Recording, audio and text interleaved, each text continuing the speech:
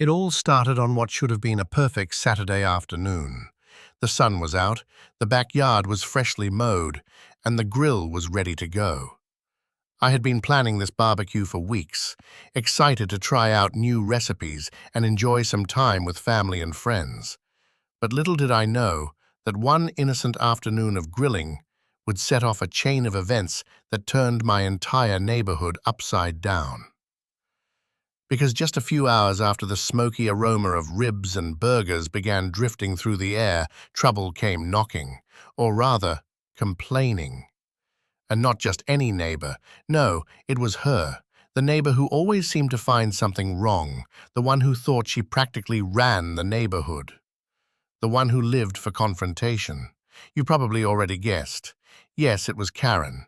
Karen had never been subtle about her dislike for anything that didn't meet her impossible standards of neighborhood perfection. If a car was parked slightly crooked, she noticed. If a lawn grew a little too tall, she was the first to send an email to the HOA.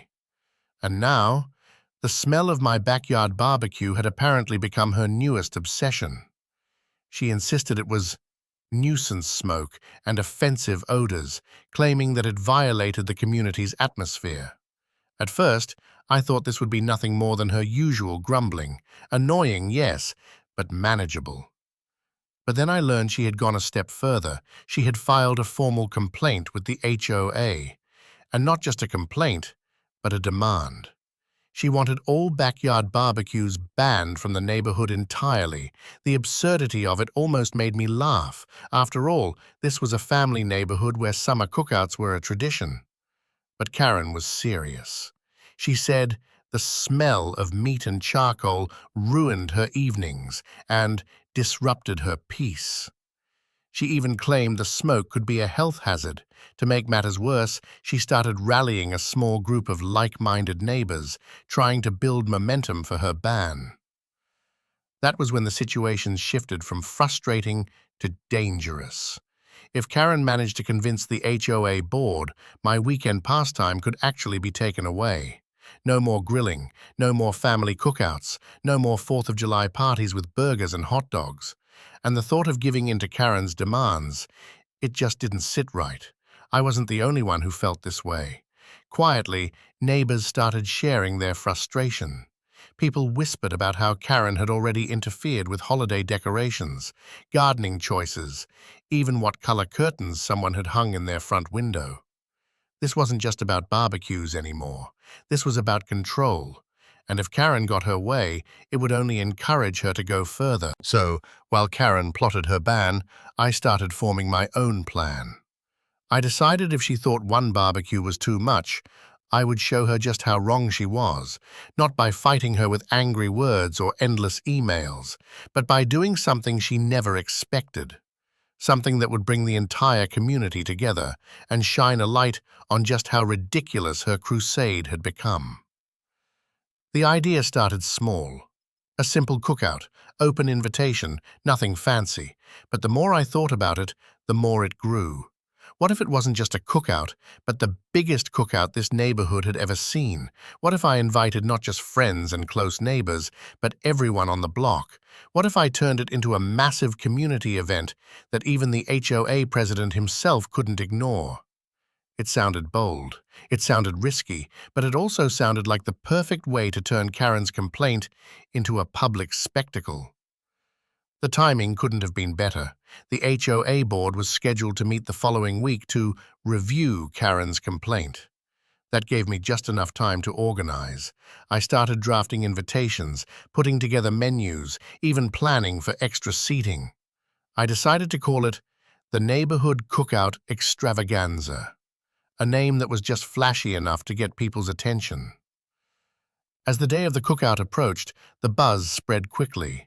Neighbors who had barely spoken to each other before suddenly found themselves chatting excitedly about it. Some offered to bring side dishes. Others promised desserts. A few even said they'd bring extra grills to help with the food. It became clear that this wasn't just my fight anymore. It was the whole neighborhood standing up against Karen's nonsense. Of course, word got back to her. and she was furious. She stormed around, warning people that attending the cookout would violate HOA policies and could lead to fines. But the thing was, there were no policies against it. Not yet, anyway. And the more she tried to discourage people, the more determined they became to show up. By the night before the event, everything was set. Tables were ready, grills were cleaned, and food was prepped. I had even managed to get a local band to agree to play a few songs. What started as a casual cookout had turned into a full-blown neighborhood festival, and there was one detail I hadn't told anyone yet. The HOA president had confirmed he was coming. If Karen thought her complaint would be taken seriously, she was about to get the surprise of her life. And so, with the stage set and tensions at an all-time high, the neighborhood waited for the cookout that would change everything. Because the next day, the smoke and smell Karen hated so much were going to fill the air louder and stronger than ever before. And this time, the entire community would be there to enjoy it. The morning of the cookout arrived with that mix of anticipation and nervous energy that always comes before something big. The sky was clear, the air warm but not unbearable, and my backyard was transformed into a festival ground. Long tables were lined with checkered cloths, coolers were filled with ice and drinks, and 3 grills stood ready like soldiers before battle.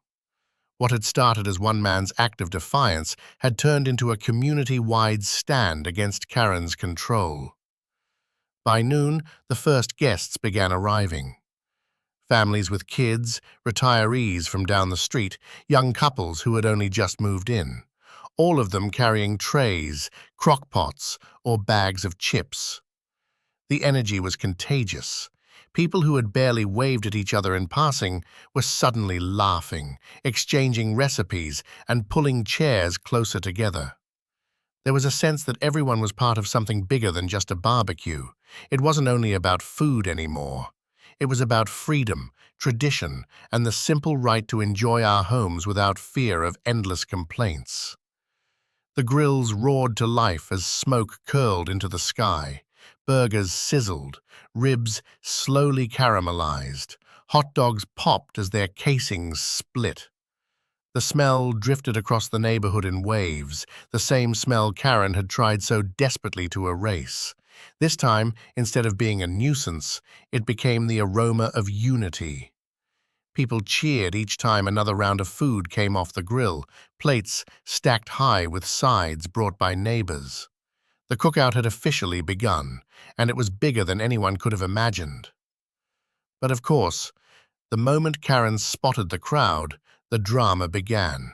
She appeared at the edge of her property, arms folded, her face tight with anger. She stood like a guard on duty, watching every movement as though documenting crimes in her head. At first, she didn't approach. She simply lingered, waiting, calculating, hoping the sight of her presence would intimidate the crowd. But intimidation wasn't working. For the first time in a long while, people weren't listening to her. They were laughing, eating, and openly enjoying themselves. Karen eventually stormed off, but no one doubted she would return. After all, this was her battlefield now, and the cookout was the ultimate challenge to her authority. People whispered, wondering what she was planning. But for the moment, her absence only made the celebration more relaxed. Then, just as everyone was settling in, a new face arrived. The HOA president. He didn't sneak in quietly. He walked right through the center of the gathering, shaking hands, accepting a plate of food, and even making small talk with some of the older residents. His presence alone shifted the mood instantly. People realized this was no longer just a neighborhood get-together. It was a public demonstration with the very person Karen had hoped to convince. The irony couldn't have been stronger. While Karen painted barbecues as a destructive nuisance, here was the HOA president himself, enjoying the food and atmosphere. His smile, his relaxed demeanor, and his willingness to participate sent a silent but powerful message. There was nothing wrong with what was happening. As the afternoon stretched on, the cookout kept growing. More neighbors showed up, some who hadn't RSVP'd but came anyway after hearing the noise and music. Children ran around with balloons, dogs lounged happily under tables, and the live band strummed cheerful tunes that floated across the block. At one point I stood back and just watched. It was a sight I'd never forget.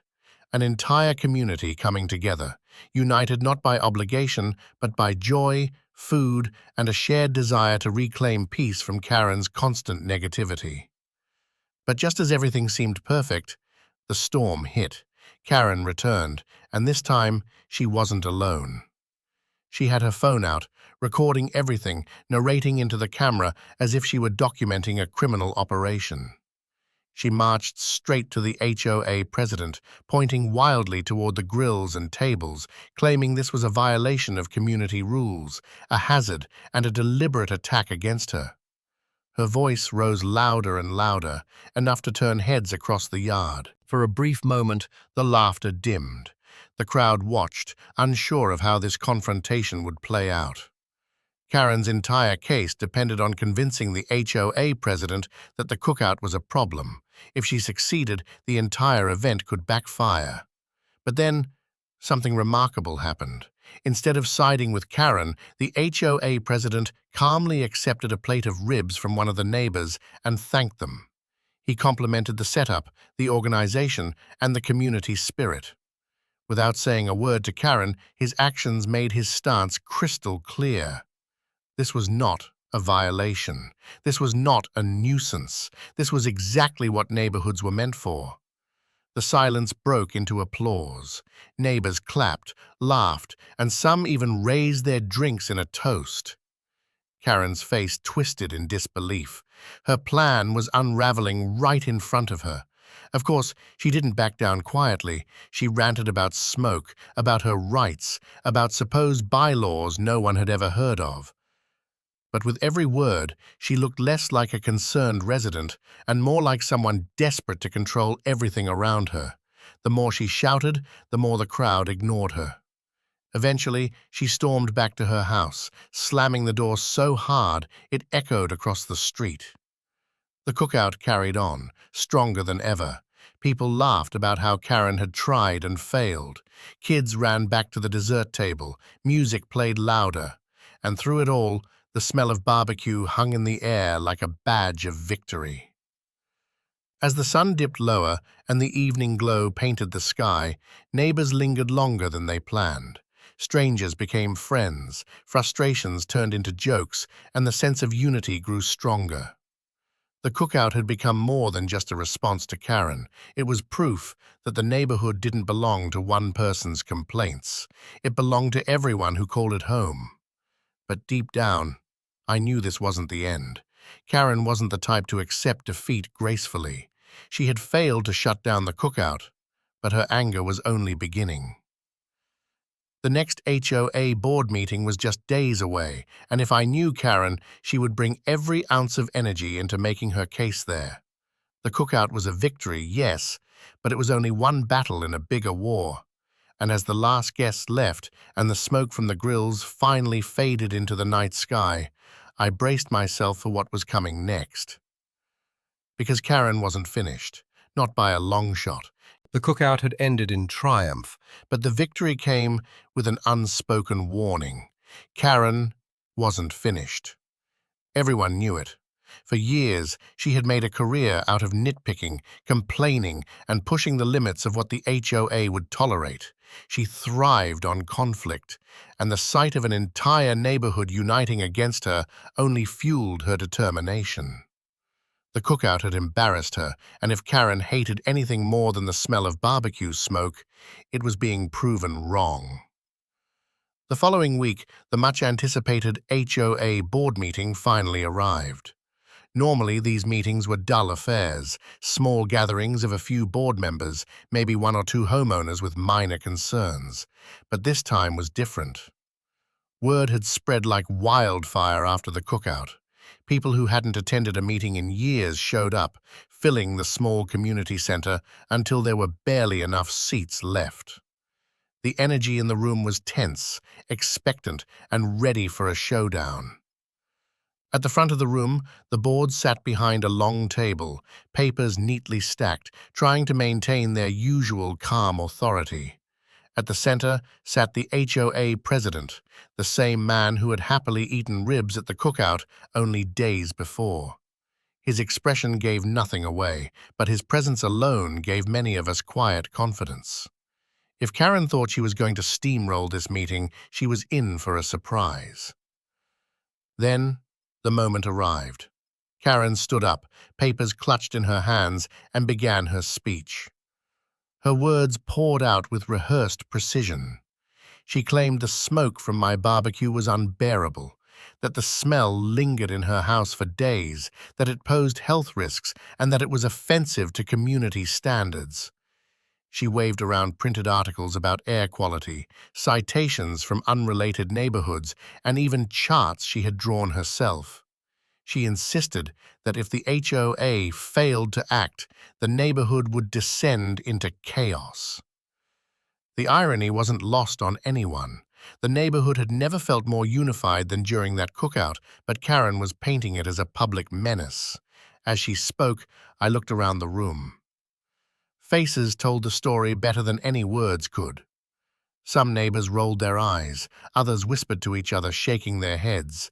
A few tried to stifle laughter. Karen was giving the performance of her life, but her audience wasn't buying it. When she finally finished, she sat down with a dramatic flourish, convinced she had swayed the board. The room was quiet for a beat, the air heavy with tension. Then, the HOA president cleared his throat. Instead of immediately addressing Karen, he asked the room if anyone else had input. Hands shot up everywhere. One by one, neighbors stood and spoke, not against barbecues, but in defense of them. People talked about the tradition, the joy, the sense of community. They described how the cookout had brought everyone closer together, how it had turned strangers into friends, how it had been one of the most positive neighborhood experiences in years. Parents mentioned how their kids had made new friends that day. Retirees explained how rare it was to see so many people come together at once. Even new residents spoke up, saying the cookout made them feel welcome in ways they never expected. It became clear very quickly that Karen wasn't just outnumbered, she was outmatched. Her arguments about smoke and smells were drowned out by story after story of how meaningful that day had been. What she had painted as a nuisance was now being celebrated as one of the neighborhood's best memories. And then the HOA president spoke. He didn't raise his voice, didn't deliver a dramatic speech, but his words carried more weight than anything said that evening. He acknowledged Karen's complaint, but stated plainly that there was no bylaw against barbecues, nor any reasonable grounds to create one. He reminded everyone that communities thrived on connection, not division, and in his eyes, the cookout had been a shining example of what the neighborhood should strive for. The decision was final. Barbecues would not be banned. There would be no restrictions, no fines, no penalties. In fact, the board encouraged more community gatherings, citing the cookout as a model for future events. The room erupted in applause. People clapped, cheered, and even stood to celebrate. It wasn't just about winning against Karen. It was about reclaiming the spirit of the neighborhood. Karen, on the other hand, sat stone-faced, her papers trembling in her hands. For the first time in a long time, she had been completely defeated. No loopholes, no technicalities, no reluctant compromise. Just a firm, undeniable no. The meeting wrapped up, but the energy spilled into the parking lot afterward. Neighbors clustered together, talking excitedly about what had just happened. Plans for future gatherings were already being thrown around. Block parties, holiday celebrations, maybe even another cookout. People who had once kept to themselves were now exchanging phone numbers and ideas. And as for Karen, she slipped away quietly, retreating into the shadows of her disappointment. Her crusade had ended, at least for now, Everyone knew she would resurface eventually with some new complaint. That was just who she was. But in this battle, she had lost decisively. As I drove home, the weight of the past week lifted. What started as one woman's petty complaint had transformed into a victory not just for me, but for the entire neighborhood. Karen had tried to ban my barbecue, but instead, she had given me the opportunity to host the biggest cookout we'd ever seen. And in doing so, she had united a community that had been drifting apart. The smell of smoke and grilled food had once been Karen's greatest enemy, but for the rest of us, it became the scent of victory, freedom, and togetherness. Weeks later, neighbors still talked about the cookout as if it were a legendary event. New friendships blossomed, plans for gatherings became more frequent, and a sense of pride settled over the block. Karen still lurked in her house, blinds drawn tight, occasionally glaring out at the laughter and noise, but she no longer held the same power. The neighborhood had found its voice, and it wasn't afraid to use it. In the end, the lesson was simple. Sometimes the best way to stand up to control isn't through anger or confrontation, it's through community, unity, and a little bit of smoke from a backyard grill. Karen had tried to silence us. Instead, she gave us a reason to come together louder than ever before. And that truly was the sweetest victory of all.